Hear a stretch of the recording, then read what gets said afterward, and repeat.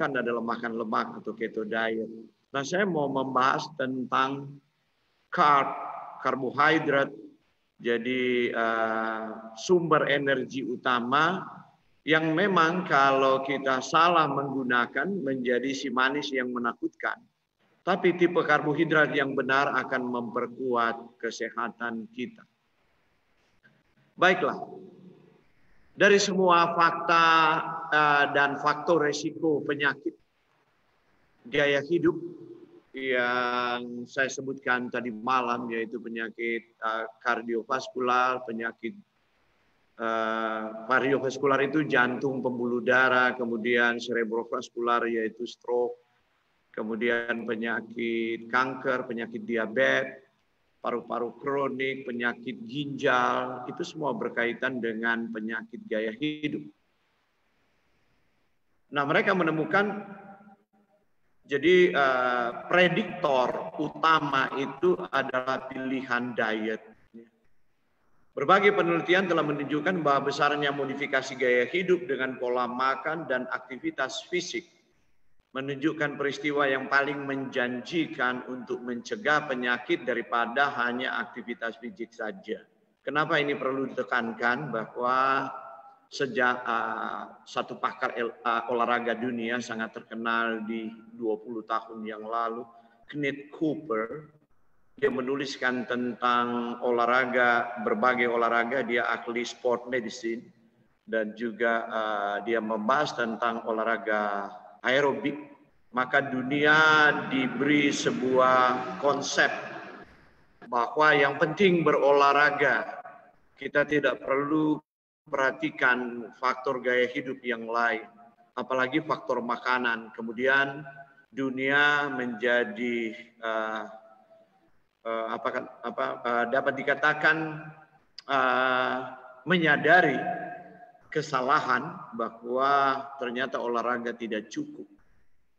Ada faktor yang sangat berperan, yaitu pilihan diet atau makanan kita.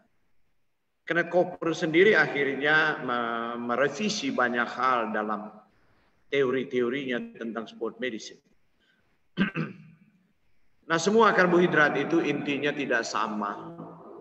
Karena karbohidrat itu bagaimana pengaruhnya pada kesehatan diukur dengan satu bilangan yang disebut indeks glikemik. Glycemic index didasarkan pada 25 tahun penelitian karbohidrat sesuai dengan dampaknya terhadap kadar glukosa darah. Nah, indeks glikemik ini mengukur kecepatan makanan meningkatkan kadar glukosa darah seseorang. Jadi pangan yang IG-nya kurang dari 55 secara internasional dianggap IG rendah. Dan ini yang disarankan, indeks glikemik rendah dan glycemic load-nya rendah, jadi berapa banyak karbohidrat yang masuk ke darah Anda itu sangat menentukan. Berkorelasi dengan berbagai penyakit degeneratif karena peningkatan berat badan atau peningkatan kadar glukosa darah. Beberapa bukti ilmiah menunjukkan bahwa individu yang mengikuti diet karbohidrat kompleks, yaitu rendah indeks glikemik selama bertahun-tahun, memiliki resiko yang lebih rendah untuk mengembangkan obesitas, diabetes tipe 2, dan penyakit jantung koroner. Ya. Nah, kalau begitu kita perlu tahu jenis-jenis karbohidrat. Ada 3 jenis utama. Pertama adalah pati, zat tepung, starch. Kemudian gula, sugar, dan serat pangan, fiber. Itu aja karbohidrat. Dan kalau kita mengkonsumsi sebenarnya bentuk karbohidrat alami yang Tuhan sediakan di alam, kita tidak usah sibuk memikirkan ketiga hal ini. Sebab mereka berada dalam satu paket. Cuma yang jadi problem dalam kehidupan modern itu telah dipisah-pisah gitu. Itu problem makanan manusia modern. Mari kita lanjut untuk melihat. Ini jenis karbohidrat. Kalau Anda baca di label-label makanan di Amerika, di Eropa itu dituliskan, tapi di Indonesia kadang-kadang dituliskan, kadang-kadang enggak. Jadi ada karbohidrat kompleks, ada karbohidrat yang diputihkan, refine itu, rafinasi, seperti tepung misalnya, ada processed grain, ada enriched grain, refined grain, whole grain. Jadi grain itu macam-macam. Ada naturally occurring sugar, jadi gula natural itu gula alami, ada added sugar, gula yang ditambahkan. Ada low calorie sweetener, jadi pemanis rendah kalori, ada reduced calorie sweetener, lebih rendah lagi gulanya di situ, ada sweets, ada sugar, alkohol, itu semua ditulis, diminta oleh Departemen Kesehatan di negara masing-masing atau lembaga konsumen untuk mencantumkan itu. Sebab orang-orang di negara-negara yang maju itu sudah sangat sadar dengan kesehatan. Nah baik, mari kita mulai apa yang disebut dengan starch, sap tepung. Starchy vegetable atau sayuran berpati itu seperti kentang, labu, keladi, bentul, singkong. Apakah itu dia dia tergantung di udara atau di dalam tanah, pokoknya dia berpati itu disebut starchy vegetable. Jadi yaitu dia sayuran bersat tepung. Ya, itu juga sumber zat tepung, karbohidrat. Jadi kalau Anda memilih memakan nasi putih sederhananya dan memakan labu kuning misalnya, lebih menyehatkan Anda makan labu kuning dan tinggalkan nasi putih itu. Walaupun labu kuning manis, nasi putih tidak manis, tapi Anda diabetes, masih lebih baik Anda makan labu kuning itu. Sebab dia masih mengandung serat di situ yang cukup tinggi. Sebenarnya beras putih itu seratnya sudah hilang, masalahnya katulnya sudah dibuang. Kemudian beans, polong-polongan itu ada 5 beans, dried beans, lentil, pinto beans, ada macam-macam. Yang kita sering kenal di Indonesia ya hanya kacang hijau, kacang kedelai, kemudian kacang merah, kacang koro, dan sebagainya. Kemudian ada grains atau cerealia. Ada wheat, gandum, ada oat, ada barley, ada beras, ada jagung. Ya, itu semua cerealia. Nah, kita akan membahas cerealia ini sebab itu adalah sumber karbohidrat terbesar di berbagai suku bangsa di dunia ini. Nah, cerealia itu ada whole grain atau bijian utuh dan ada bijian olahan, refined grain. Sederhananya whole grain itu nasi beras merah, beras hitam, beras coklat, beras hijau. Yang bijian olahan itu refined grain, itulah nasi putih. Nah, whole grain itu karena dia itu seluruh inti butir dari satu biji dalam makanan. Contoh seperti beras ada kulit ari, bran, ada lembaga germ dan ada endospermnya. Yaitu beras putih itu tinggal endospermnya, itu zat tepung. Tadi malam kita sudah membahas ini. Yaitu kulit ari, bekatul, itu bran, itu luar biasa sekali. Itu menghambat karbohidrat untuk dilepas dengan cepat. Terus di dalamnya kaya dengan vitamin B kompleks. Saya telah membahas dalam pertemuan Zoom meeting dengan Yayasan Edenway kemarin hari Sabat tentang kehidupan ada di sel Anda. Jadi saya membahas betapa penting vitamin B kompleks ini untuk mencerna satu butir beras Tuhan kasih bahan pencernaan itu sehingga tidak membebani pencernaan kita, tidak membebani sistem enzim kita yang dibuat oleh gen kita. Dan kemudian pekerjaan mitokondria untuk menghasilkan energi kehidupan tidak terbeban. Tapi orang Kristen berpikir makan aja yang penting didoakan ucapan syukur. Saya mau katakan walaupun Anda pendeta, Anda rajin berdoa, ya. Tapi kalau mitokondria Anda rusak, Anda pilih dua. Anda akan mati dengan kanker, atau Anda mati dengan neurodegeneration. Anda mau jadi pikun, demensia, Anda mau Parkinson, Anda mau Alzheimer, Anda mau lumpuh di atas kursi roda, atau Anda mau mati dengan kanker, mati dengan sekarang juga ternyata penelitian di tingkat mitokondria itu yang merusak jantung dan juga penyebab diabetes. Nah, saya sudah bahas itu di pertemuan dengan Zoom yang lalu. Jadi penting sekali Anda menghargai apa yang Tuhan buat di alam. Sebab Tuhan sudah desain itu karena belas kasihannya pada manusia berdosa. Agar supaya mereka bisa panjang umur, lanjut usia, dan sejahtera. Kata Amsal pasal 3. Ayat 2, baru Tuhan akan menambahkan di tangan kirinya adalah panjang umur, lanjut usia, di tangan kanannya adalah kekayaan dan kehormatan. Tapi dalam hidup kita yang sementara di dunia ini kita menjadi terlalu tujuan kita hidup hanyalah kekayaan dan kehormatan. Itu yang dikejar oleh manusia hidup. Baru kemudian dia peduli dengan kesehatannya saat dia tua, telah mendapatkan kedua hal itu tapi kesehatannya merosot. Sayangnya asuransi pun tidak bisa mengejar Anda kalau Anda sudah Parkinson. Saya bolak-balik ke Amerika dan seminar lifestyle medicine dan saya saksikan. Ya, banyak yang mengalami seperti itu. Saudara, endosperm adalah bagian yang lembut yang terdapat di pusat biji. Bagian ini kaya dengan zat pati, starch dan protein. Itu aja yang ada di nasi putih yang kita makan. Kemudian lembaga germ adalah lapisan berikutnya yang kaya asam lemak esensial. Lebih dahsyat lagi itu. Kemudian asam amino, vitamin E, fitakimia, nutraceutical. Semua ada di dalam situ. Contoh saya sudah sebut tadi malam seperti gamma oryzanol di dalam beras merah itu bisa menghambat kolesterol. Jadi Tuhan sudah atur kalau kita makan sesuai rancangan Tuhan tidak ada problem dengan kolesterol.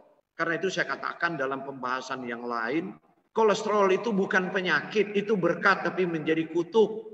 Asam urat itu penyakit, bukan penyakit, itu berkat tapi menjadi kutuk. Mungkin nanti ada pembahasan asam urat, saya akan bahas lebih lanjut. Oke.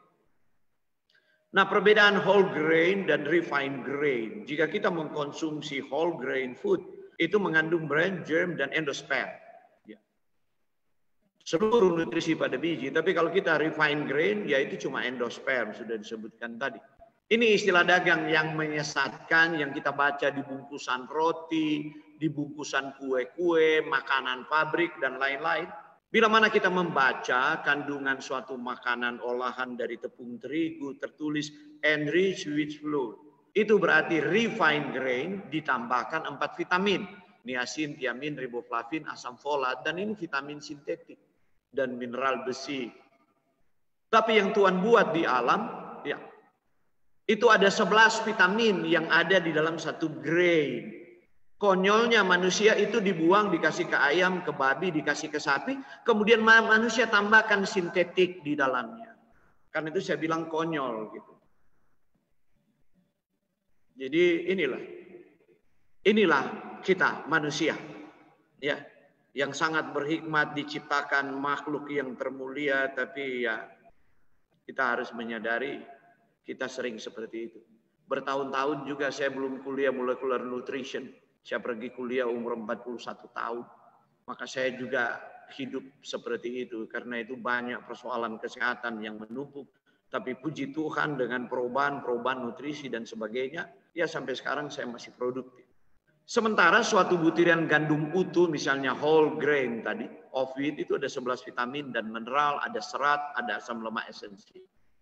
Oke, baru kemudian ada makanan olahan atau processed food. Itu sebenarnya tepung putih enriched with flour yang diperkaya adalah refined grain, kemudian disebut cake flour, bleached flour, bread flour. Kalau di Amerika ditulis semua di toko, kalau di Indonesia enggak, cuma tepung terigu doang. Tapi sama aja itu. Ya, itu yang Anda buat cake, cookies, muffin, snack bar dan sebagainya dan Anda makan itu. Karena itu saya mau sampaikan malam ini, kalau Anda diabetes masih makan itu enggak usah berdoa, itu makanan. Iya, kalau diabetes nggak sembuh-sembuh ya itu pantas loh. Sebab Tuhan tidak mungkin mengubah dirinya sendiri. Kita yang harus berubah. Tuhan sudah ciptakan itu di Eden dan Tuhan bilang sungguh amat baik ciptaannya. Tapi kemudian kita intervensi itu, kita improve. We cannot improve God. Kecuali HP, nggak ada pohon HP. Ya, handphone, maka kita boleh handphone ini kita boleh improve, teknik boleh improve, ilmu bangunan boleh improve, otomotif boleh improve, nggak ada pohonnya. Kalau ada pohonnya kita nggak bisa improve. Waktu kita anggap improve termasuk rekayasa genetik, ada banyak masalah yang kemudian muncul. Masalah ilmuwan itu tidak menyadari bahwa sains bisa diinterfere oleh setan dan sebagian besar sains itu interfere setan gitu. Nggak ada yang bebas dari intervensi setan. Kecuali otak dari peneliti itu otak yang dimana Roh Kudus juga diam di sana. Baru dia tahu apa yang harus dia temukan di sains. Nah oke, ada suatu produk yang dibuat dengan enriched with flour, ditambahkan gula dan lemak. Itu disebut processed food. Seperti itu. Jadi tepung yang sudah diputihkan, yang sudah tidak ada vitamin dan mineral, kemudian ditambahkan sintetik, kemudian dikasih gula dan lemak, kemudian diperdagangkan. Processed food. Tinggal Anda godok, Anda kocok begitu, Anda taruh pengembang dan sebagainya, jadilah roti. Dan kemudian Anda bingung di Indonesia, tadi malam saya bahas kan, kegemukan itu. Bahwa naik-naik terus orang gemuk, apalagi di Sulawesi Utara. Karena itu saya bercanda. Dan memang kalau tidak ada COVID, Wali Kota Manado memang sepakat di hari ulang tahun Manado saya harus berbicara. Kita deal di Amerika. Sebab kebetulan kita bertemu di sana tapi dipertemukan gitu. Wah ini bagus sekali untuk daerah itu. Harus diberitahu sebab gemuk itu bertambah terus. Jenis refined grain yang lain adalah white rice dan white pasta. Jadi nasi putih dan ya itu dia. Bayangkan anak-anak kita dengan bangga mengikuti mode Eropa atau Amerika. Mereka makan di mall, makan pasta. Dan dia sudah tidak mau makan yang lain.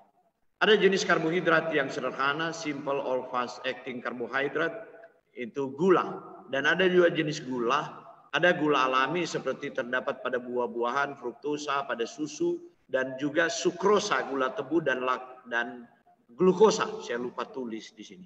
Ya, oke. Kemudian ada gula tambahan. Gula tambahan itu yakni gula yang ditambahkan pada satu makanan olahan seperti cake, sirup, jus kotak, buah kalengan, dan sebagainya. Itu secara sederhana. Tapi mari kita dalami lebih jauh tentang gula ini. Contoh gula tambahan. Ya, kalau di makanan-makanan di barat itu ditulis ada table sugar. Yaitu gula putih disebut demikian. Ada brown sugar yaitu gula merah. Kemudian ada molasses, kemudian ada madu, ada gula beet, kemudian ada raw sugar. Raw sugar itu seperti kita peras tebu, kemudian kita masak, diuapkan airnya, jadi gula yang berwarna kuning kecoklatan. Nah, itu raw sugar, itu gula pasir yang bagus karena masih mengandung molasses, masih mengandung mineral dan masih mengandung glukarat, yaitu faktor toleransi glucose tolerance factor. Yang akan menahan agar supaya gula tidak cepat dilepas sehingga gula darah tidak naik. Jadi makan tebu berbeda dengan gula pasir. Jangan salah ya. Gula pasir itu dibuat oleh manusia. Tebu itu dibuat oleh Tuhan. Jadi jangan salah. Tuhan tidak buat gula pasir. Kalau memang gula pasir itu dibutuhkan manusia, Tuhan akan buat sebuah pohon sebab Tuhan sanggup di dalamnya ada bubuk gula. Tapi Tuhan buat di dalam batang yang melukai bibir, di zaman batu nggak ada parang, jadi dengan kekuatan gigi dan gusinya dia mengerat tebu itu, dan kalau kita sekarang coba kerat 1 meter tebu, bahasa Manadonya tarabe-rabe ini, sobek ini gusi ini, ya, kemudian seratnya akan melukai kita punya bibir. Itulah faktor pembatas. Tuhan memberi gula. Tapi Tuhan kasih faktor pembatas karena Tuhan tahu manusia berdosa tanpa batas keinginannya. Jadi Tuhan kasih gula dalam bentuk seperti itu. Boleh manis, tapi manis ini harus terkendali ya. Dan Bapa tahu kamu manusia berdosa lemah, maka Bapa simpan aja di sini sebatang tebu yang melukai bibir. Jadi kalau kita mau berhikmat sedikit, mau melihat, tapi saya dengar di mimbar-mimbar populer ada pendeta yang berkhotbah begini. Pohon seho itu, maksudnya pohon aren, diciptakan oleh Tuhan, jemaat, amin, haleluya. Berarti kalau kita minum Septikus itu juga berkat Tuhan. Kita bilang, bukan main, ini pendeta. Kalau Yesus datang, kamu punya kepala diikat batu kilangan dan dibuang di jurang yang hanya ada gertak gigi. Tuhan tidak buat alkohol. Nuh aja karena fermentasi anggur buat alkohol. Kemudian yang terjadi adalah Nuh jadi telanjang akibat dari. Karena itu ada ayat tentang itu. Jangan sampai juga ada yang berkhotbah nanti kemudian Ini gula kan alami dari alam begini. Tuhan yang bikin. Wah, itu salah itu. Harus. Jadi ada sugar cane syrup. Nah, ini dia. Ini tebu kemudian kita jus. Ini masih lebih sehat. Sebab walaupun sudah tidak ada serat, masih ada glukaratnya, masih ada glukos toleransi faktor, masih ada mineral germanium untuk menahan gula itu tidak membebani pankreas untuk menghasilkan insulin. Seperti itu. Kemudian ada confectioner sugar. Itu confectioner sugar itu gula yang dibikin permen. Nah, seperti itu.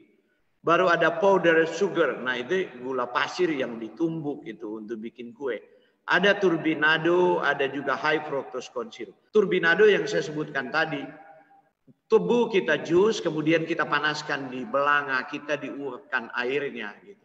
Itu yang disebut turbinado. Kemudian ada high fructose corn syrup.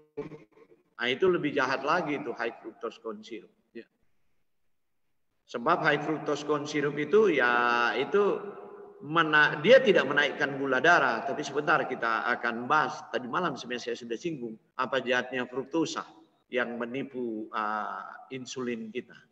Jadi banyak makanan olahan yang diberi label sugar free atau reduced kalori, mengandung satu atau beberapa macam gula alkohol seperti manitol, maltitol, sorbitol, xilitol dan sebagainya. Tol itu gula alkohol. Nah, gula alkohol itu reduce kalori, tapi pada sebagian besar orang menyebabkan masalah usus, banyak gas, diare, kram perut. Kadang-kadang dia bukan mah. Jadi setelah datang konsultasi, mah sudah bolak-balik ke dokter, saya suruh isi 11 halaman. Itu pisau analisa saya ada di situ. Lifestyle and food diary assessment. Jadi dia harus isi 11 halaman baru saya tahu, oh ini kenapa you punya penyebab. Oke, you must avoid ini. Mesti tinggalkan, kalau enggak problem di perutmu ini enggak akan hilang-hilang, itu bukan mah itu. Kamu punya gula, itu ada gula alkohol. Kamu makan permen, ada gula alkohol. Kamu senang sirup ini, ada gula alkohol yang dimaksudkan di situ. Nah, oke, mari kita lihat di sini tipe gula alkohol. Indeks glikemiknya memang rendah sekali. Jadi kalau Anda hanya lihat juga indeks glikemik, tapi itu bukan bahan alami. Ini rekayasa laboratorium. Ada gliserol, sorbitol. Gliserol itu banyak di obat gigi. Untuk memaniskan rasa obat gigi itu, tapi tidak menyebabkan karies gigi. Sebab dia tidak bisa dipakai oleh bakteri. Jadi penciptaan gula alkohol itu menguntungkan agar supaya kalau gula yang lain itu bikin sakit gigi, email gigi itu terkikis itu. Gula kalau lama di mulut menjadi asam, kemudian bakteri berkembang. Nah, kemudian ada sorbitol, laktitol, isomalt, manitol, dan eritritol. Nah, eritritol ini agak bagus, indeks glikemiknya 1. Dia agak ramah di perut dan banyak Amerika izinkan masuk di dalam gula-gula diet, gitu, susu diet dan sebagainya.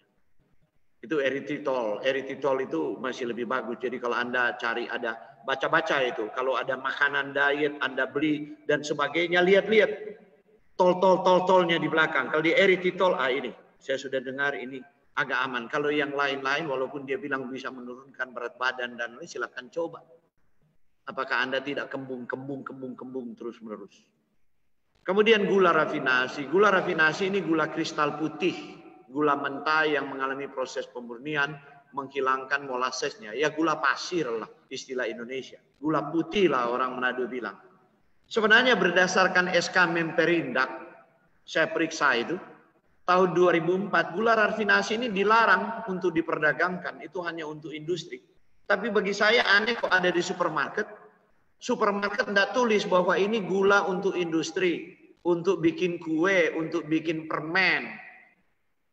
Sebab ini sudah sangat dimurnikan sehingga dia tidak mempengaruhi rasa. Tapi dia punya masalah dengan kesehatan. Tapi itu kemudian dijual, kemudian orang pakai minum kopi, minum teh, dan sebagainya. Taruh di sirup-sirup buah dan seterusnya. Nah ini perbedaan white cane sugar, refined sugar, sebelah kiri gula putih, dan raw cane sugar. Light, tapi ini yang light. Ini juga saya tidak setuju. Harus yang betul-betul raw tapi bukan light. Betul-betul raw, dia warna kuning seperti gula dulu zaman saya anak-anak. Kalau musim hujan dia meleleh sendiri itu di toples. Terus nggak terlalu manis. Sebab gulanya masih tadi itu. Tebu di jus, kemudian diuapkan di belanga, jadilah itu. Gulanya itu warna kecoklat-coklatan. Seperti itu. Baru kemudian kita tiba pada mengkonsumsi gula yang diproses. Akan membuat ketidakseimbangan mineral dan bahan gizi lain tidak terserap dengan sempurna. Membuat otak tidak tenang, gelisah, dan tidak fokus. Jadi dari sini saja sudah bisa dimengerti kenapa anak-anak kita jadi bodoh di sekolah. Bukan genetiknya dia bodoh. Bukan guru tidak punya metode mengajar yang baik. Bahasa Manadonya, kalau saya jelaskan lebih gampang, DP kepala babifi. Kenapa? Terlalu banyak gula rafinasi di kepala. Jadi dia jadi hyperaktif. Attention deficit. ADHD. Bukan anaknya tidak bisa berprestasi. Karena orang tuanya racuni anak itu dari belum waktu sekolah. Kasih gula terus. Goyang susu kasih gula. Minum teh kasih gula rafinasi. Siapa yang racuni otak anaknya? Orang tuanya. Kemudian di kantin sekolah dia makan sembarangan. Dan kemudian dia jadi terbiasa kalau makanan tidak manis nggak mau makan lagi. Akhirnya dia nggak bisa fokus. Dia gelisah, tidak tenang. Dia hyperaktif. Kemudian berkembang terus nggak berubah. Akhirnya betul. Dia frustrasi dengan hidupnya. Tidak berprestasi dan sebagainya. Saya pernah bahas ini. Dan kebetulan waktu saya bahas ini menyinggung hal ini. Kemudian terjadi gelombang agresivitas, saya bilang di kota besar, di Jakarta, di beberapa kota, sehingga orang berdemo hanya bisa dibayar makanan kotak, muat di truk, kasih uang 50.000, dia bisa bakar mall dan bakar sebagainya. Kenapa ada gelombang agresivitas? Dan itu kebanyakan orang muda. Saya bilang karena ini, saya bilang. Dan waktu itu pemilihan gubernur di DKI Jakarta belum zaman Jokowi. Dan ada satu jenderal calon presiden SBY itu punya calon gubernur itu. Saya nggak tahu kalau ada 2 calon gubernur yang hadir. Habis seminar dia bilang, Pak, kalau saya terpilih jadi gubernur, Anda akan saya pakai untuk seminar. Ini penting sekali untuk sekolah-sekolah kita. Dan sebagainya. Jadi kadang-kadang kenapa orang jadi beringas, anak-anak itu perkelahian antar sekolah dan apa-apa. Otak mereka nggak bisa fokus. Terlalu banyak gula di sini. Terlalu banyak reseptor kasomorfin, terlalu banyak susu sapi. Dan itu kombinasi makanan modern yang mereka makan di mall. Segala kue dan sebagainya. Dan kita kadang-kadang orang tua, kalau kita tidak bijaksana, apalagi kita yang menyebut diri adalah anak Tuhan. Orang Kristen sungguh menyedihkan. Apalagi kalau ada sekolah-sekolah Kristen begitu yang masih aktif dengan aksi-aksi kekerasan siswa dan sebagainya. Nah inilah gula kita zaman dulu. Yang saya bilang-bilang itu. Demerara dan Turbinado. Sudah nggak ada sekarang. Kalau Anda pergi di Jakarta ada dijual ini. Di Ranch Market. Tapi dari luar negeri. Tapi Anda tahu harganya. 1 kilo itu bisa 200.000 lebih. Terus ada orang-orang kaya belanja dan apa. Oh ini gula bagus sekali. Gampang aja tanam tebu di rumah. Jus itu tebu. Kasih masuk di belanga. Uapkan dia punya air. Jadilah Turbinado. Jadilah Demerara. Jadi seperti itu. Nah oke, ini berbagai tipe gula dan inilah indeks glikemik. Maltodextrin 110. Bayangkan dibandingkan dengan nasi putih cuma 70-an. Maltodextrin itu 110. Nasi beras putih aja sudah jahat bagi orang yang kelebihan berat badan, orang tua, orang diabetes.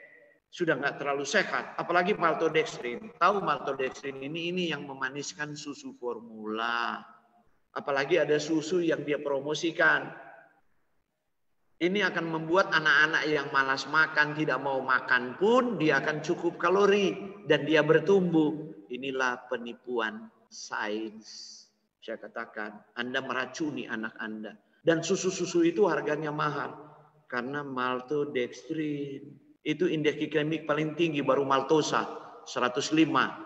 Biskuit mengandung maltosa, saya nggak mau sebut merek nanti tersinggung.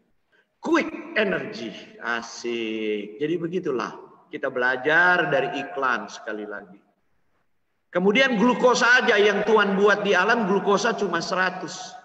Sukrosa cuma 65 gula tebu itu. Laktosa 45, cuma saya tidak sarankan laktosa bikin kembung itu. Gula di susu, malah ada yang intoleransi laktosa. Oh, bagus sekali dong fruktosa 25, ada bahayanya fruktosa. Apalagi kalau dia tidak dibuat, dia sudah diekstrak keluar, apalagi fruktosa hasil fermentasi. Nah, itu problemnya. Oke, kita lanjut saja. Asupan gula fruktosa. Kenapa berbahaya? Walaupun indeks glikemiknya paling rendah. Fruktosa membodohi metabolisme Anda dengan mematikan sistem kendali nafsu makan tubuh Anda. Dia gagal merangsang insulin, padahal kalau gula masuk di tubuh, insulin harus diproduksi. Nah, dulu di ilmu nutrisi, dulu saya katakan, ilmu nutrisi populer, jadi dokter menyarankan, orang diabetes nggak boleh makan gula, tapi kalau makan buah manis boleh, karena mengandung fruktosa, nanti gula darah nggak naik. Maka mereka makan lengkeng, makan mangga arum manis, mereka makan cempedak, makan durian. Gula darah tidak naik, tapi mari Anda perhatikan. Ya, dia gagal menekan grelin, hormon kelaparan, dan gagal menstimulasi leptin, hormon kenyang. Saya mau kasih tahu, hidup kita ini diatur oleh hormon. Jadi kalau hormon-hormon ini dibungkem, celakanya apa yang terjadi? Menyebabkan Anda makan lebih banyak, sudah tidak ada saklar yang memadamkan selera. Karena itu orang katakan, kenapa kita lapar terus? Ini perut makin besar, makin seperti balon ditiup. Tapi kok kalau makan seperti tenggelam di danau gitu, nggak kenyang-kenyang. Anda sudah merusak Anda punya mekanisme umpan balik dari hormon insulin, grelin, dan leptin. Itulah sebabnya saya katakan yang ahli-ahli nutrisi keblinger itu, belajar di planet mana mungkin. Keto diet dan lain-lain. Sebenarnya kalau dia mau belajar teori dasar nutrisi molekuler seperti ini, gampang itu mau ubah orang gemuk. Hidupkan kembali itu grelin sama leptin. Akhirnya waktu dia sudah dikunci ini, makan sedikit aja dia rasa puas, lambung itu mengkerut. Mengkerut sehingga makan sedikit dia udah kenyang, otomatis nanti berat badannya akan turun. Sederhana. Karena itu saya mulai dikenal di tahun 2000 itu ya saya turunkan tuh 100 kilo lebih yang tidak bisa turun. Ada sudah 200 sampai 300 sudah pergi ke Mayo Clinic. Tapi tetap jadi yoyo. Kemudian 6 bulan saya turunkan, itu hilang 120 kilo tanpa ada problem pada jantung dan lain-lain. Hanya ini kalau kita mengerti. Ya, nah ini gula yang lagi top sekarang. Tapi saya sudah seminar ke Amerika, orang sudah nggak mau minum. Agave tequilana, itu bahasa Spanyol. Nah, agave ini mempunyai indeks glikemik 10 sampai 11. Mereka cuma lihat indeks glikemik lolos di American Journal Clinical Nutrition tahun 2002. Ini jurnal nutrisi paling berbobot loh. Tapi mereka sudah minta maaf itu. Sebuah kekeliruan. Jadilah heboh di Amerika, orang minum lain ini dari sejenis pohon nanas. Anda lihat, tapi nanasnya aneh. Bahwa di buah nanasnya itu tumbuh duri, dia punya daun-daun, itu cuma ada di Meksiko. Dan buah nanasnya satu orang pikul satu besar sekali. Kemudian difermentasi, lahirlah ini. Itu indeks glikemiknya 11. Tetapi dia punya fruktosa itu 75 sampai 90% fruktosa. Itu sampai indeks glikemiknya rendah. Bandingkan gula meja hanya 50%. Dan sirup jagung yang against di Amerika yang menyebabkan obesitas, anehnya Amerika larang. Itu 55% cuma fruktosa. Kemudian Amerika kebobolan dengan agave tequilana. Tapi sekarang kemudian mereka mengerti. Ya, betul nak menaikkan gula darah, tapi dia bikin problem lain. Obesitas dengan berbagai faktor resiko. Oke. Nah ini black stripe molasses. Itu indeks glikemiknya 55. Ini sampah dari gula. Jadi gula itu kalau masuk di pabrik, kan batang-batang tebu masuk digiling. Digiling dapat cairan tadi. Nggak langsung dibikin gula dong. Itu diperam di bak. Waktu diperam di bak itu mengalami fermentasi. Semua nutrisi dan kotorannya itu mengendap ke bawah. Kecuali tebunya mereka cuci dulu. Dan tebu organik. Masuk semua ke bawah. Nah kemudian gula itu jadi bersih. Dia punya sukrosa.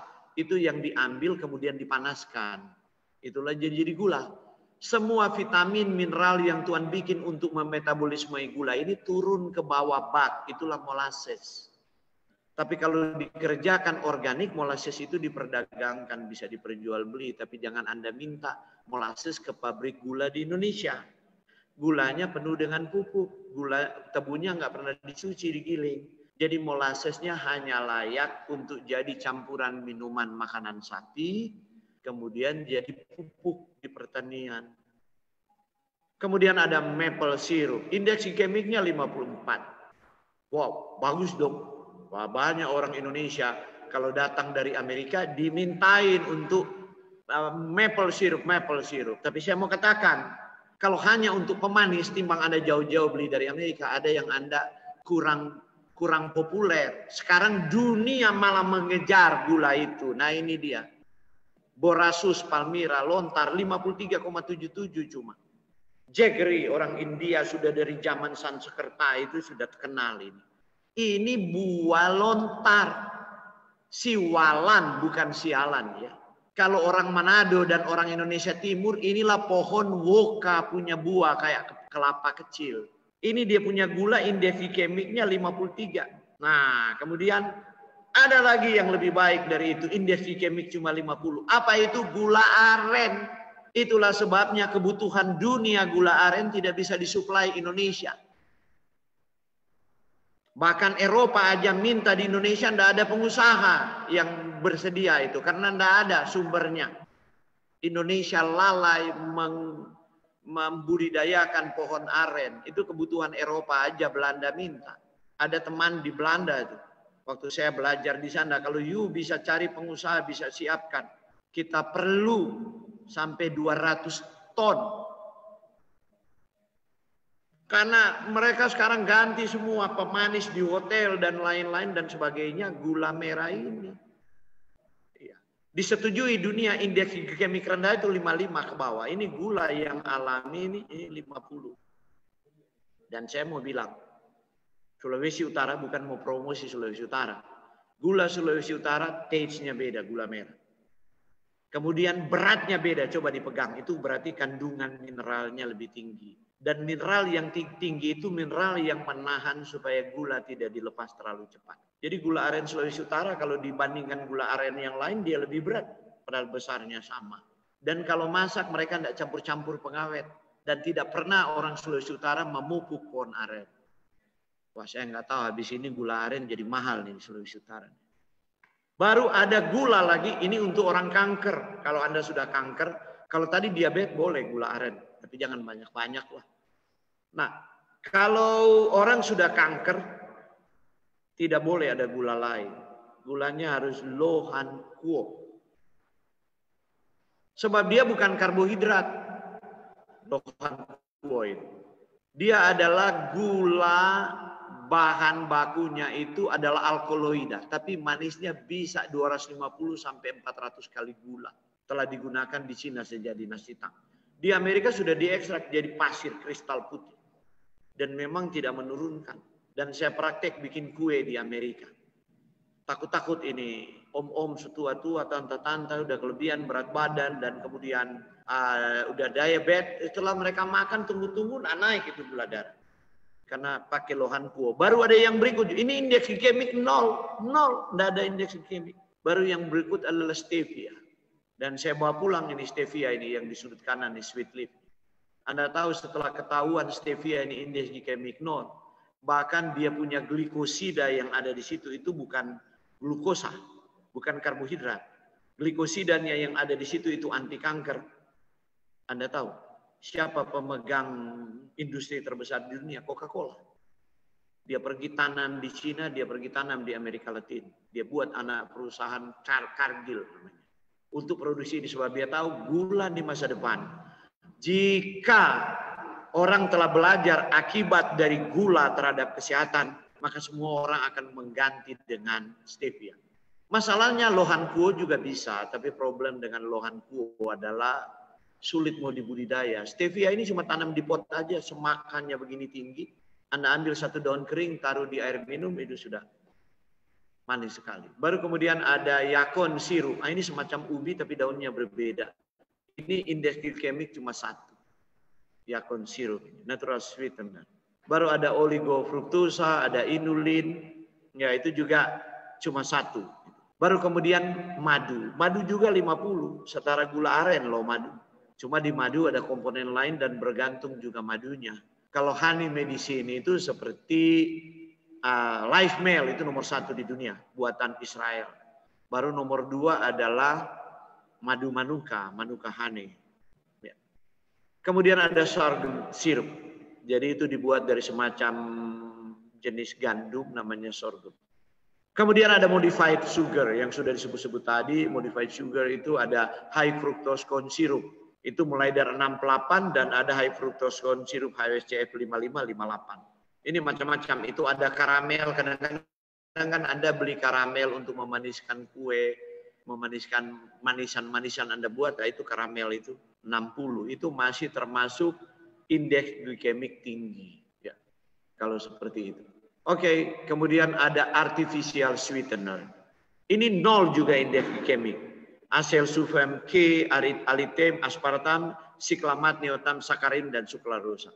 Dulu sakarin dipakai oleh Coca-Cola, tapi setelah ada report penelitian sakarin ini bisa menyebabkan kanker dan gangguan ginjal. Nah, ini pemanis, memang rasa manis sekali. Kemudian aspartam juga, ya. Nah sekarang yang digunakan yang belum ada bukti klinis merusak kesehatan adalah asesulfam K, potasium asesulfam, dan sukralose. Paling banyak itu di susu diet dikasih masuk dan susu binaraga. Oke, kemudian kita tiba pada serat atau fiber. Adalah bagian tumbuhan yang tidak dapat dicerna oleh sistem pencernaan manusia. Terdapat dalam buah-buahan, sayuran, butiran uti, polongan, dan kacang-kacangan. Jadi waktu Tuhan beri karbohidrat, Tuhan kasih serat, fiber. Untuk menahan itu. Supaya tidak terlalu cepat dilepas. Waktu kita giling itu beras, apalagi beras putih, fibernya nggak ada. Orang bilang, cookies beras sehat, ya memang sehat. Tapi ya dia menaikkan juga gula darah. Sehat artinya kalau Anda intoleransi terhadap tepung, gluten. Jadi kalau mau bikin cookies beras, lain kali bikin dari beras merah. Manfaat serat. Banyak studi menunjukkan meningkatnya risiko penyakit jantung berkaitan dengan asupan serat yang rendah. Sementara bukti-bukti ilmiah lainnya menunjukkan bahwa serat di dalam makanan harian melindungi usus dari kemungkinan kanker kolon. Jadi kalau Anda penderita kanker usus, itu sudah pasti Anda kekurangan serat dalam makanan Anda. Sejak Anda proses penyapihan dari kesalahan ibu, tidak memberikan nasi beras merah, ya dia bikin bubur beras putih, apalagi makan bubur pabrik. Padahal dulu, anak-anak dulu habis proses penyapihan susu ibu, dia makan pisang. Pisang itu kaya serat, fructooligosaccharides. Sesudah habis makan pisang, dikasih bubur beras tumbuk, beras merah. Itu di zaman lampau, saya masih alami di zaman saya anak-anak. Tapi sekarang sudah tidak dibuat. Jadi ibu-ibu modern, ya, jika Anda masih punya anak kecil, ya informasi ini penting untuk Anda. Yang sudah terlat, ya tinggal bagian minta ampun dosa kepada Tuhan. Karena telah membuat keturunannya, ya, tidak mendapatkan manfaat dari serat. Tapi bagi saya, anak-anak muda Anda tidak boleh jadi permisif. Kalau Anda tidak suka makan nasi beras merah, tidak suka makan sayur-sayuran untuk mendapat serat, tidak suka makan buah berserat, contohnya jambu biji, cuma suka jeruk, dan jeruk cuma diisap kuahnya, dibuang saksnya, padahal di situ ada serat. Anggur dikupas kulitnya, dimakan cuma, orang Manado bilang diisap-isap, dimimis-mimis, kemudian dibuang bijinya, padahal di situ ada oligomer proantosianidin yang bagus untuk jantung dan kemudian mengatur supaya radikal oksigen itu tidak menyebabkan proses radikal bebas, kemudian terjadi peradangan. Nah, kalau Anda sudah begitu, jangan jadi permisif. Ini kesalahan orang tua saya, tidak melatih saya. Setelah Anda sadar, itu menjadi dosa tanggung jawab Anda sendiri. Lebih banyak bukti menunjukkan serat di dalam makanan harian mempromosikan pengendalian berat badan normal. Itu dia. Jadi itu kunci. Karena itu saya di Jakarta, kalau datang orang tapi repot sekali mau bikin jus ini, no makan cuma nasi beras merah. Makan pagi, makan siang, dan kalau malam tidak usah makan. Makan sayur yang banyak. Kemudian atur begini tuh porsi. Ini piring imajiner bagi 4. 2/4-nya sayur, 1/4-nya nasi, 1/4-nya lauk. Tahu, tempe, ikan. Cara makannya adalah makan sayur dulu habisin. Setelah sayurnya habis 2/4 piring itu. Setengah piring, cuma 1/4 kan nasi, makan dulu lauknya. Kalau sudah kenyang nggak usah makan nasinya atau cuma makan 1 sendok, apalagi nasi beras merah. Nanti turun sendiri, Anda punya perut. Nggak lemas, saya bilang coba aja kalau lemas. 3 minggu telepon, buset, kok turun berat badan saya, kok saya nggak lemes ya.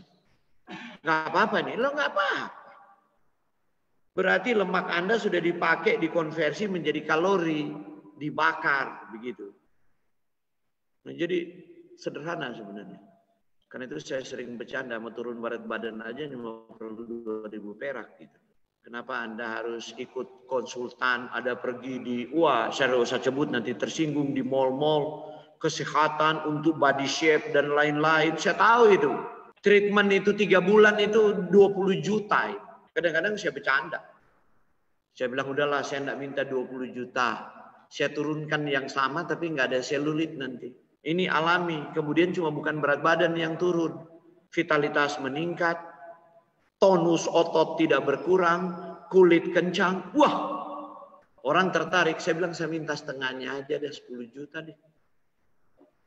Ya, kadang-kadang orang nggak ngerti di sana, wah, di metode termal lah, dipanaskan lah, dibungkus plastik lah, disedot lemak lah, di macam-macam, ditotok lah, dan kuncinya di mulut.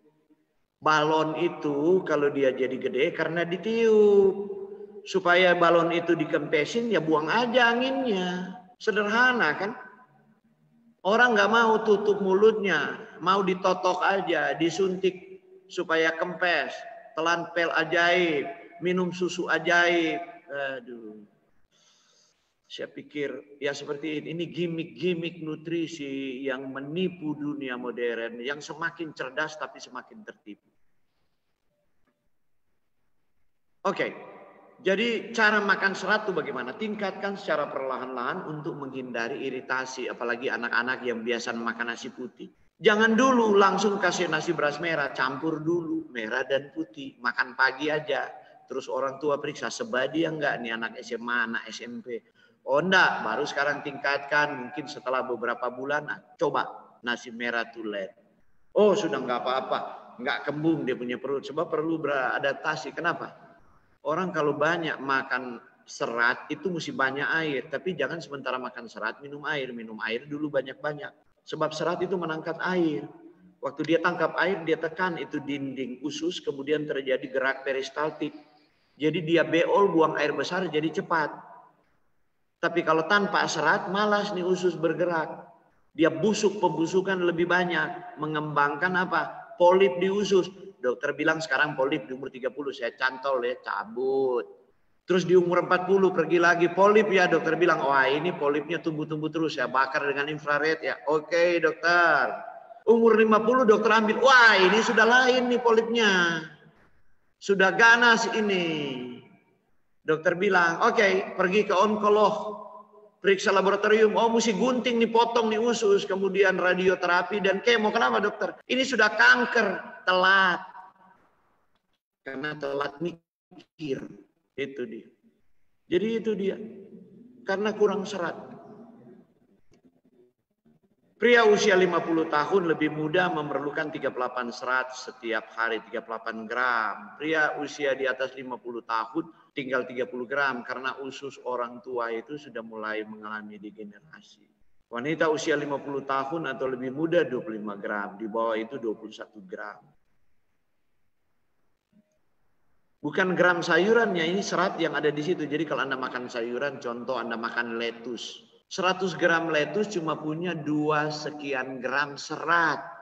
Jadi untuk dapat 20 gram, Anda harus 2 kilo lettuce. Kalau Anda cuma mau makan lettuce. Karena itu mending makan nasi beras merah, seratnya lebih tinggi. Jadi ada lettuce, ada beras merah, makan buah, jambu biji ada. Jadi begitu kalau makan, ngatur serat supaya dapat. Ya jangan orang datang, Pak Ulun tuh saya sudah makan sayur Pak. Kok ke belakang tuh susah? Apa yang kamu makan? Wah, 1 piring Pak, kayak kambing makan Pak. Lettuce kalau cuma 1 piring gede begini, coba Anda timbang itu nggak sampai setengah kilo. Berapa banyak serat di situ? 5 kali 3 gram lah, 15 gram lah. Oke. Dan makanlah makanan berbasis tumbuhan, buah, dan sayuran untuk mendapatkan karbohidrat berkualitas dan memberikan serat. Tidak usah repot-repot, apalagi kalau Anda minum semacam fiber cream, minuman berserat untuk mengempeskan badan. Anda tahu diambil dari mana? Itu serat wortel, serat kulit jeruk yang dibuang oleh industri jus. Dia ambil, itu dia tidak ada ongkos, malah pabrik itu kirim ke pabriknya dia. Enak kan? Kemudian dia bentuk pel-pel ajaib atau dia bentuk minuman ajaib, kemudian dia jual dengan harga itu, berdagang yang menguntungkan. Saya sudah punya ide itu untuk buat di Indonesia, tapi saya terlalu ideal. Ini kan saya menipu konsumen. Itu kan sebenarnya sampah, kenapa saya harus jual tinggi-tinggi harganya. Larut di air, orang minum, kemudian minum sebelum makan disarankan. Maka orang rasa kenyang, nggak pingin tambah lagi makanannya. Padahal bagi saya itu sebuah penipuan, lebih baik saya buka aja. Itu kan dari makanan. Jadi Anda kembali makan makanan alami. Kalau enggak saya tetap menipu Anda makan tepung, makan gula, makan lain-lain. Yang penting minum minuman saya untuk melangsingkan dan saya jadi kaya. Tapi nanti di surga Tuhan ikat batu kilangan di leher saya. Itu persoalannya. Nah ini dia. Jadi ya kadang-kadang kita harus cerdas. Karena itu saya bilang di negeri ini kita lebih suka belajar dari iklan. Itu problem besar. Nah inilah serat di sayuran. Contoh saya bikin jus wortel, saya buang seratnya. Ada kan jus wortel kotakan. Nah ada yang punya ide, dia call itu. Ini kan limbah. Oke, saya tampung Anda punya limbah. Lihat pinternya. Ini pengusaha ya, sekolah-sekolah seperti saya. Saya tampung limbahnya. Baru kemudian dia bikin itu. Serat larut. Dia tambah ini kasih rasa jeruk. Dia kasih gula sedikit, pemanis yang low kalori tadi. Yang low kalori itu gula kimia juga. Kemudian dia kasih minuman ajaib untuk melangsingkan. Asik. Kasih rasa jeruk, dia tambah lagi vitamin sintetik di situ. Mengandung, sebab serat sudah nggak ada vitamin. Saya bisa bikin formula itu. Sudah ada di otak saya, mulai saya pulang. Lama-lama saya dipalu juga oleh Tuhan. Iya, kamu ingin jadi kaya dan menyembunyikan rahasia apa yang saya buat di alam. Saudara, kemudian sekarang sumber serat yang baik. Serat alami, ya itu tadi saya bilang jambu biji. Istri saya tahu itu tiap kali keluar dia bawa jambu biji. Jadi kalau saya mau kemil malam hari ya jambu saya makan. Kalau saya lagi bikin konsep. Kalorinya rendah. Seratnya bagus. Besok pagi-pagi saya sudah bangun pagi subuh-subuh sudah cari toilet. Kemudian ini ada edible seeds. Jadi Tuhan ada bikin bijinya dimakan. Karena itu setengah mati mau pilih bijinya seperti markisa misalnya anggur. Itu edible seeds. Tuhan kasih biji-biji kecil itu ada artinya. Kemudian muncul ide. Jangan makan tomat berbiji, biji cabai, biji apa nanti jadi usus buntu. Itu teori dari planet mana itu? Lebih jauh dari Pluto. Usus buntu itu fekelit. Orang makan kolesterol, minum susu sapi.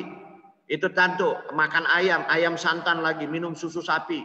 Maka terbentuklah itu, kemudian dia dapat itu kalsium tanpa pangsangan. Tidak ada istrinya si kalsium ini, yaitu magnesium dari sayuran hijau gelap. Maka kemudian terjadi kompleks dengan lemak, berjalan lambat, sebab lemak itu diproses lambat sekali, bisa 8 jam. Berjalan lambat sepanjang saluran cerna. Berat jenisnya jadi berat, jadi waktu dia lewat di usus buntu itu umbai cacing, dia masuk ke dalam. Tapi kalau biji cabai, biji tomat, biji jambu biji itu mengapung di atas, tidak akan masuk di situ. Jadi waktu dia masuk, setelah dia penuh, dia jadi radang, terbukalah itu mulut lebih besar, maka biji. Jadi seperti apa itu orang Manado bilang air terputar itu kalau di laut apa itu?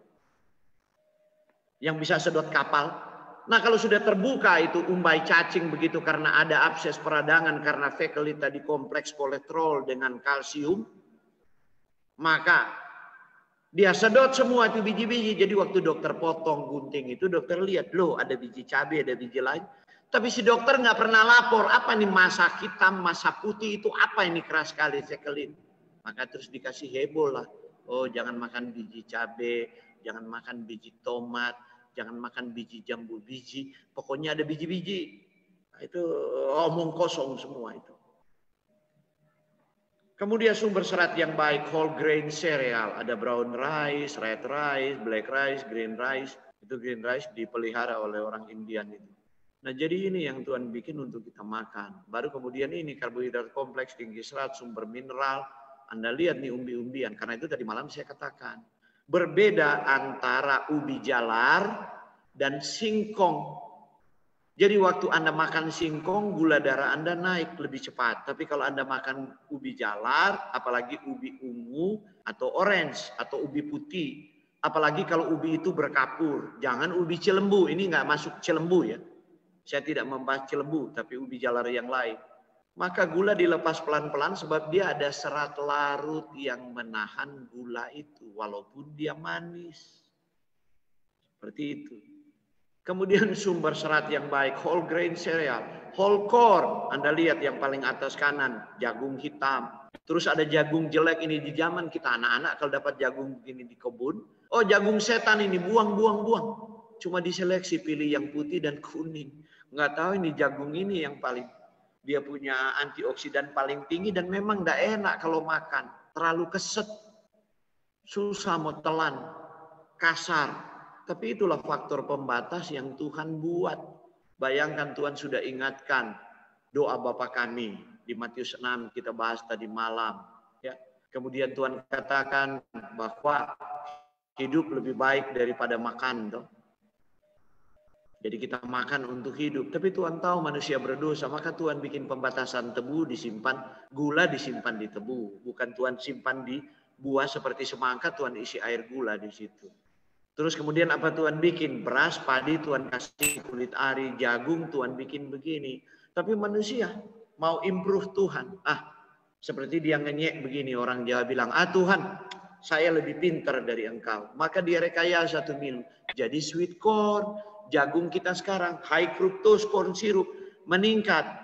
Karena itu waktu di Amerika saya bilang, Anda yang ada diabetes dan gemuk walaupun Anda sudah diet, Anda hobi kalau tutup Sabat itu pesta orang Manado makan di sweet corn, itu sama dengan sumpah diri sendiri. So itu dia penyebab. Kaget orang, ini kan jagung rekayasa nih. Sweet corn ini. Makanlah jagung dua seperti dulu di Manado ada jagung putih itu yang pulen, kemudian Manado kuning itu yang tongkolnya besar-besar. Tapi tidak enak tuh jagung keset-keset di situ. Itulah kemuliaan Tuhan dinyatakan dalam faktor pembatas. Bagi Tuhan adalah kalau satu cukup, satu tongkol ya cukup. Jangan mau makan lebih banyak. Kalau sweet corn kan bisa makan 3 tongkol, 4 tongkol. Ada yang jago bisa 10 tongkol. Baru dia puas seperti itu. Nah, sekarang whole grain cereal. Nah, wheat berry. Ya, ini tidak cocok dengan pencernaan kita. Sebab dia nggak hidup di sini ya. Itu makanan orang bule sih. Kemudian oat. Ya. Tapi oat yang bagus itu, kalau oat yang masuk ke Indonesia, enggak usah makan oat lah.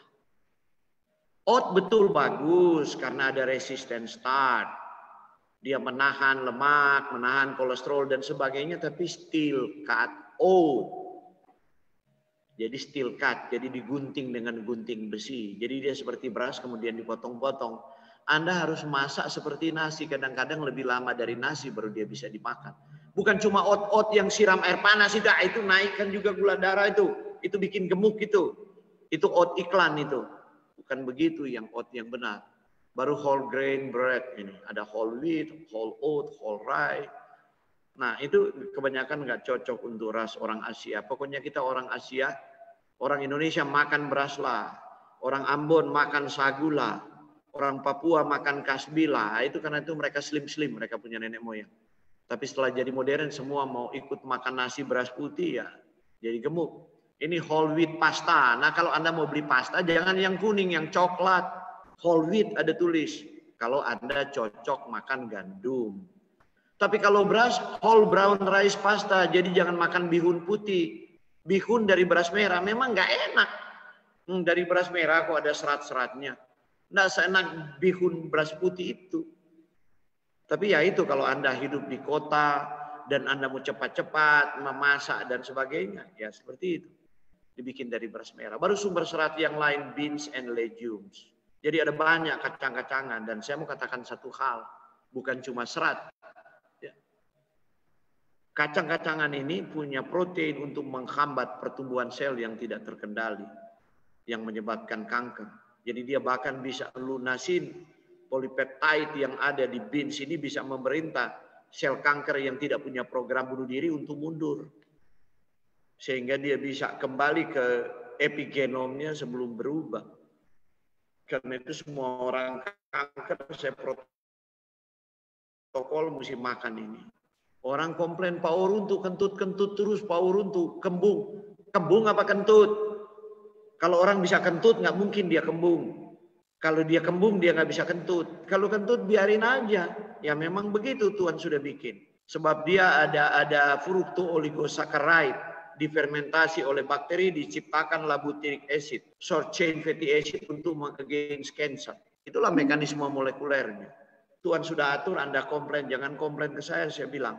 Anda kan kanker, nggak mau di kemo, nggak mau disinar, mau secara alami, ya terimalah ini proses yang Tuhan buat, jangan terlalu banyak komplain, terlalu banyak kritik, itu bukan kritik ke saya, kritik ke penciptanya. Nah sekarang nuts, kacang-kacangan, almond, Brazil nut, cashew itu kacang mede, hazelnut, macadamia peanuts, pecan itu kenari, pistachio, pine nuts itu kacang buah pinus itu, dan walnut. Kita terlalu sering cuma makan kacang tanah. Padahal kacang-kacang yang dari kacang-kacangan ini juga lemak, ada lemak, sumber lemak, tapi dia ditahan sebab ada serat.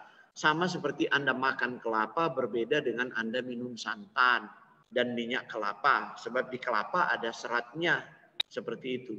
Jadi mana pilih? Sayur santan dan sayur urap. Urap lebih sehat, sebab urap itu berisi kelapa parut. Sayur santan berisi seratnya sudah tidak ada. Jadi kalau Anda ada kolesterol, Anda ada trigliserid bisa naik. Kalau Anda juga kelebihan berat badan. Tapi kalau Anda bekerja di laut, nelayan, mendayung, Anda kerja di lahan pertanian, Anda buruh pelabuhan, ya enggak apa-apa. Bahkan Anda banyak minyak kelapa juga enggak apa-apa supaya tahan di panas sinar matahari. Sebab itu terbakar menjadi kalori yang jadi problem kalau Anda duduk di dalam ruangan dan Anda kerja hanya olahraga jari gitu dan mata tegang di laptop. Nah, itu jangan banyak-banyak itu kalori. Nah, Brazil nut yang di sebelah kanan itu bentuk Brazil nut itu adalah kacang dengan selenium tertinggi. Supaya Anda tahu selenium itu mineral kunci untuk jadi apoenzim dari sistem enzim glutathione peroxide untuk membuat kita awet muda dan supaya kanker tidak terjadi. Oke, jadi Anda lihat ini seperti ini. Alkitab berkata bahwa Tuhan memberi makanan kepada manusia adalah pertama adalah biji-bijian dan polong-polongan. Itu yang dikatakan di Kejadian 1 ayat 29a. Lihatlah aku memberikan kepadamu segala tumbuh-tumbuhan yang berbiji di seluruh bumi. Jadi Anda lihat manfaatnya. Kenapa Tuhan berfirman harus makan seperti itu. Oke, kemudian kedua Tuhan bilang lihatlah aku memberikan buah-buahan kepadamu dan pohon-pohon yang buahnya berbiji itulah menjadi makanan. Jadi Tuhan sudah set dari awal. Nanti saya akan bahas pada hari Sabtu sore. Ya. Bagaimana nutraceutical, fitokimia, dan antioksidan dalam buah dan biji ini adalah berkat yang ditolak kemudian menjadi kutuk. Oke, Bapak Ibu Saudara-saudari. Ya.